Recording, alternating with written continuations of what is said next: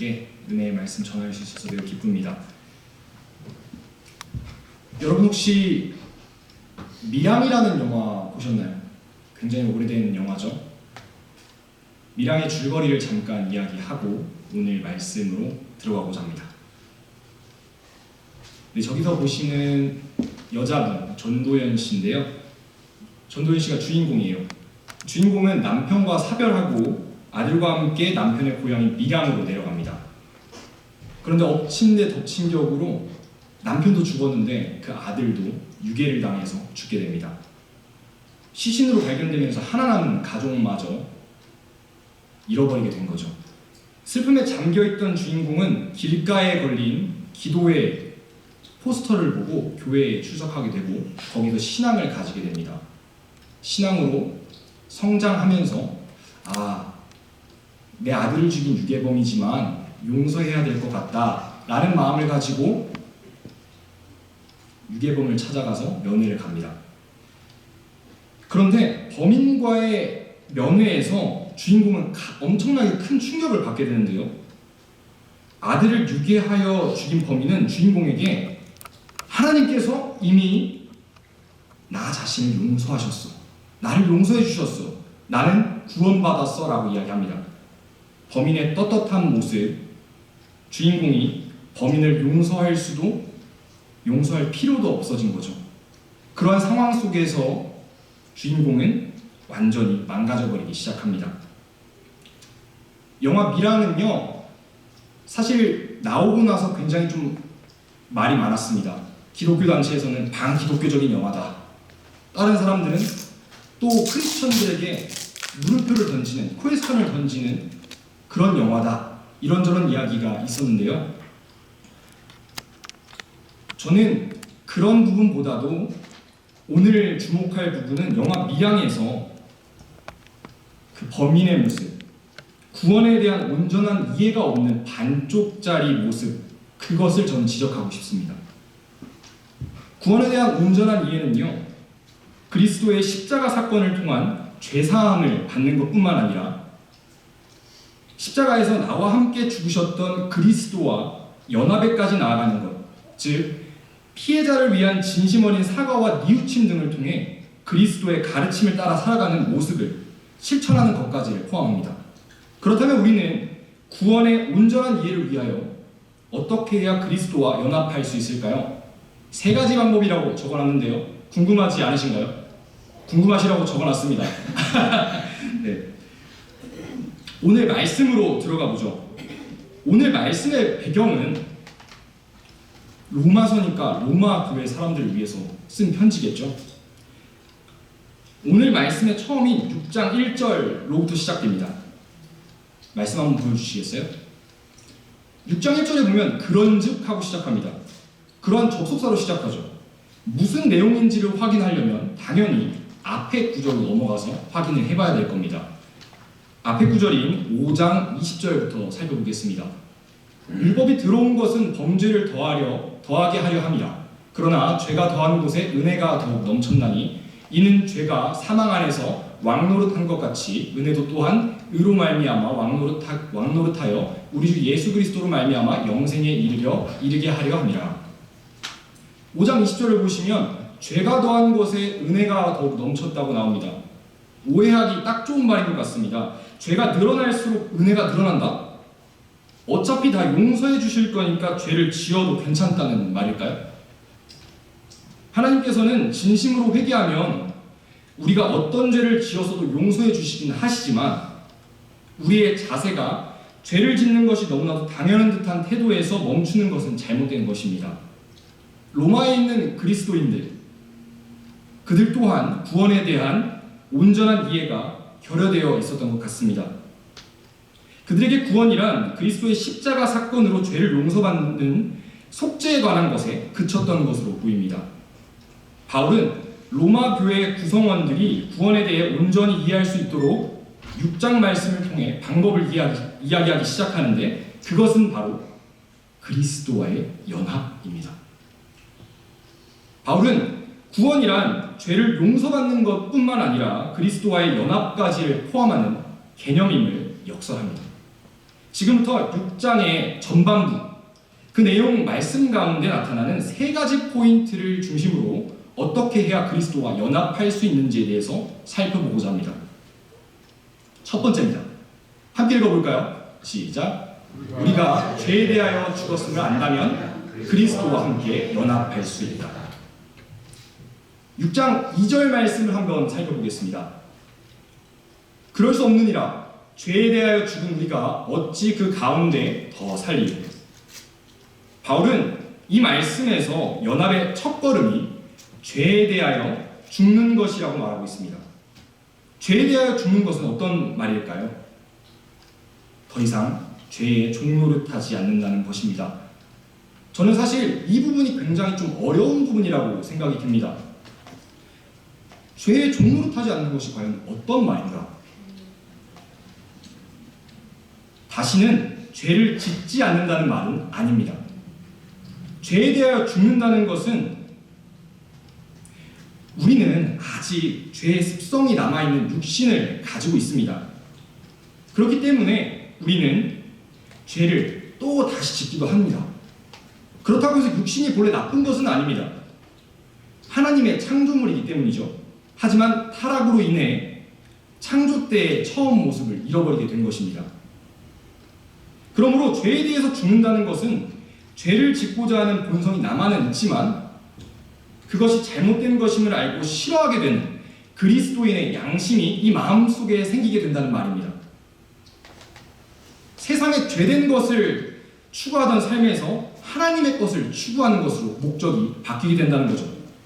이것은 로마 교회 그리스도인들이 간과한 것이기도 합니다. 그들은 죄에 대하여 죽는다는 개념을 알지 못했고 죄를 경계하지 못했던 것 같습니다. 또한 여러분들께 도전합니다. 죄에 대하여 죽는다는 것은 죄가 더 이상 우리의 구원을 앗아갈 수 없다는 말이기도 합니다. 우리는 이미 죄에 대하여 죽었습니다. 죽었다는 말은 무슨 말입니까? 더 이상 죄와 아무런 연관이 없다는 얘기입니다. 이미 죽었기에 죄는 더 이상 우리의 구원에 관여할 수 없다는 말입니다. 그리스도인은요, 삶 속에서 죄를 대할 때 여러 가지 양상을 나타냅니다. 예수 믿는다고 고백하면서 매일같이 죄를 짓는 자신의 모습 때문에 자기 믿음의 진실성을 의심하거나 때론 예수님이 다 용서해 주시니까 죄에 대한 경각심을 상실하고 마음껏 살아가거나 자신의 죄 때문에 이미 받은 구원이 상실될까 두려워하는 사람도 있습니다. 사랑하는 성도 여러분, 진실로 여러분들이 죄에 대하여 죽었다면 주님 주신 감동으로 시작된 믿음을 의심하지 마십시오.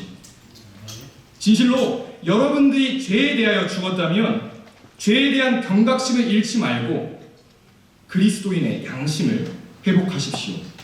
진실로 여러분들이 죄에 대하여 죽었다면 여러분들의 죄가 우리의 구원을 앗아갈까 염려하지 마십시오. 그리스도께서 이미 십자가에서 죄와 함께 죽으셨습니다. 여러분은 그리스도의 십자가 사건의 증인이십니까? 그렇다면 바울이 오늘의 본문을 통해 말하는 것처럼 여러분이 죄와 함께 죽었음을 고백하시고 그리스도와 연합한 자가 되십시오. 두 번째입니다. 다시 한번 읽어보겠습니다. 침례와 부활의 의미를 깨닫는다면 그리스도와 함께 연합할 수 있다.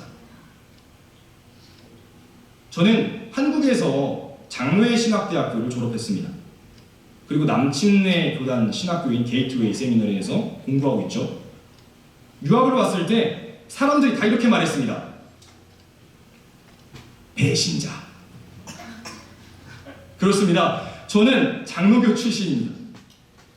유아세례, 입교, 침례, 트리플 3관왕을 달성했습니다. 모두 받았거든요. 사람들이 이렇게 말하더군요. 아이고, 하마터면 천국에 못 들어갈 뻔했잖아. 침례 받았으니까 구원 받았네. 진지하게 받아들이지 마십시오. 모두 저를 향해서 장난치신 겁니다. 침례가 구원의 필수 조건은 아니지 않습니까? 장로교에서 유아세례 입교 받는다고 또 천국 못 가는 것도 아니고요. 하나님의 나라는 교단과 교파를 초월하죠. 훗날 저는 교회 형제자매들에게 침례를 주리라 생각하고 침례를 받았었습니다. 교회에 유익이 될 것을 생각해서요. 실제로 우리 학생들에게 지난번 침례를 주는데 굉장히 뜻깊은 시간이었고요. 제가 이러한 이야기를 드린 까닭은요, 침례에서 오는 유익을 이야기하기 위함입니다. 제가 침례를 받았던 때를 떠올려 봅니다. 물에 들어갔다가 나오는 그 순간, 굉장히 짧은 시간이었거든요. 그런데 침례 받았던 기억들 한번 떠올려 보세요. 뒤로 눕습니다. 내가 뒤로 넘어갈 거를 알면서도 넘어가지만 아무것도 못해요. 두려워요. 그리고 그 물속에서 딱 들어가잖아요. 짧은 시간인데도 막 엄청 숨이 찹니다. 실제로 지난번에 우리 아이들 침대 받을 때 어땠습니까? 물속에 안 들어가려고 버둥버둥 하다가 막 집어넣어가지고 더 침대 받아라! 애들 그래서 막 숨차기도 하고, 근데 되게 뜻깊었다고 아이들이 말하긴 했습니다. 그것처럼요, 물속에 들어갔다가 나오지 않습니까? 그때 처음 맛보는 그 숨, 얼마나 달콤한지 모릅니다. 오늘 말씀 6장 4절에서는 이 침례를 장례로 묘사합니다. 그러므로 우리가 그의 죽으심과 합하여 침례를 받음으로 그와 함께 장사되었나니, 우리가 침례를 통해 물속에 잠길 때 우리는 그리스도와 함께 장사되는 것입니다. 그리고 성경이 말씀하시는 것처럼 그리스도를 죽은 자 가운데서 살리심과 같이 우리로 또한 새 생명 가운데서 행하게 하려 함이라. 그 놀라운 약속의 말씀 또 하나의 부활을 우리가 물 밖으로 나오는 그 순간을 통해 경험하게 하십니다. 6장 5절입니다. 만일 우리가 그의 죽으심과 같은 모양으로 연합한 자가 되었으면 또한 그의 부활과 같은 모양으로 연합한 자도 되리라. 침례 가운데 그의 죽으심과 부활을 깨달으면 우리는 그리스도와 연합한 자가 될 수 있습니다. 침례는 부활까지도 포함하고 있습니다. 들어갔다가 나오는 그 모든 개념을 포함하고 있거든요. 들어가는 것은 죽음이고 나오는 것은 부활입니다. 그 침례와 부활을 여러분들 그 의미를 깨달으시면 그리스도와 연합한 자가 되실 수 있습니다. 사랑하는 성도 여러분, 침례가 구원의 필수 조건은 아닙니다. 침례를 받아야만 천국문을 열고 주님께 나아갈 수 있는 것도 아닙니다. 하지만 아직 침례를 받지 않으셨다면 침례 받기를 사모하시기 바랍니다.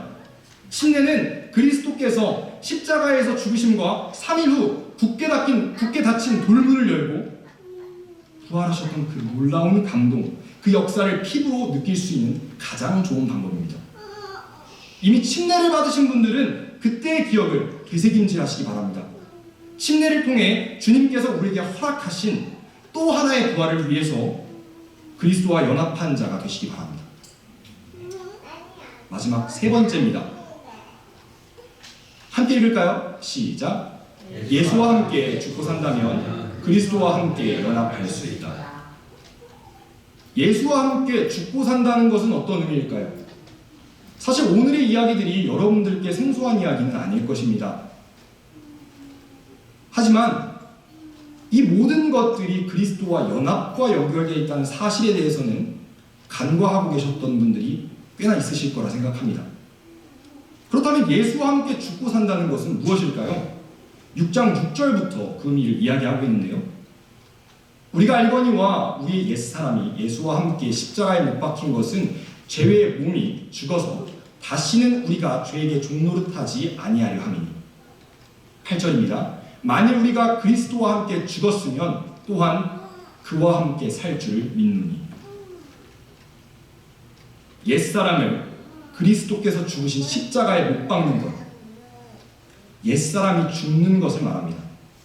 그것이 바로 예수와 함께 죽고 사는 것이죠. 옛사람이 죽는다는 것은 자아가 죽는다는 것을 말합니다. 자아가 죽는다는 것을 마치 아무 생각도 없는 로봇이 되는 것처럼 오해하시는 분들이 있습니다.